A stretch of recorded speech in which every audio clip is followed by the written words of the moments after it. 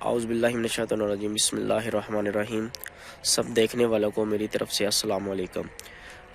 دوستو، آج نومبر کی 13 تاریخ ہے اور میں اپنی فصل پہ آیا ہوا ہوں، تو الحمدللہ دیکھ کے دل بہت خوش ہو رہا ہے کہ ماشاءاللہ اتنی پیاری فصل کھڑی ہوئی ہے، اور اللہ تعالیٰ اس کو اسی طرح گرو کرتا رہے۔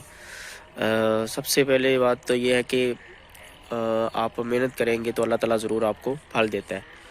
تو یہ الحمدللہ ہم نے اس پہ تھوڑی سی محنت کی، اس کو گوڈی کروائی ہے، اور کیونکہ گوڈی کا ایکسپینس بہت زیادہ ہوتا ہے، تو 3 ایکڑ کو گوڈی کروانا بڑا مشکل کام تھا، ایک مشکل سٹیپ بھی تھا، کیونکہ ہم نے اس کو ویڈی سائڈ کی کوئی دوائی نہیں ڈالی تھی۔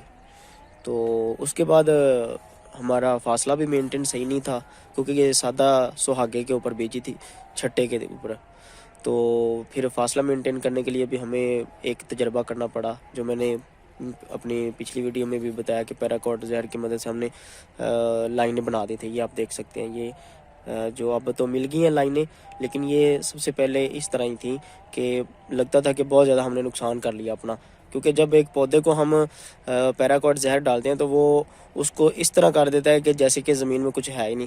جو ایک فٹ کا فاصلہ تھا جس پہ ہم نے پیراکوٹ زہر ڈالی، اور باقی کچھ حصہ چھوڑ کے ہم نے باقی بھی ڈالی تھی۔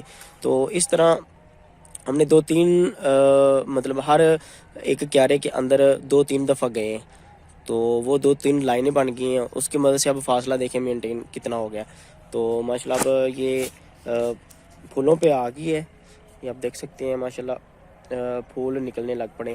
صبح اس کو ہم نے تیسرا پانی لگانا ہے صبح انشاءاللہ، اور اس کے بعد انشاءاللہ اس کو اس میں ہم نے سلفر ڈالنا ہے، اور ہم اینڈ کے بعد پھر ہم دیکھیں گے کہ آخری پانی اگر جب یہ فل پھلیوں پہ آ جائے گا نا، تو پھر اس کو ہم آخری پانی لگائیں گے۔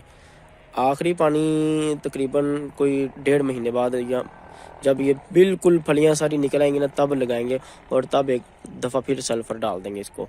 ہمارا صرف اور صرف اس پہ یہی شیڈولر ہے کھاد کا۔